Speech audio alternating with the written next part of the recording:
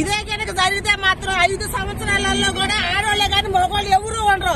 ఎక్కడ పడితే అక్కడ తాగుతుండే, బజారు కొంటుండే, మంచులైతే లేవు కానీ బజారు కొంటుండే. ఆ 5 సంవత్సరాలలో మగవాళ్ళు ఉండరు.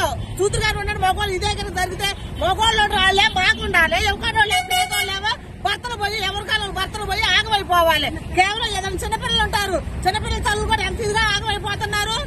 ఇటు మా మధ్య ఏంటి మంచిది పెట్టు. మధ్యలో తాగటం ఏంటి? మీరు ప్రభుత్వం అందరూ జాగ్రత్త చూసుకొని ఆడపిల్లలు చక్కగా అందరికీ ఆడపిల్లలు ఉన్నారు.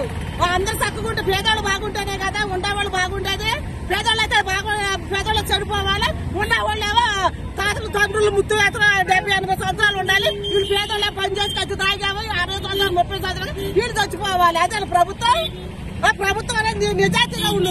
నిప్పులాగుంటేనే అది ప్రభుత్వం అయింది.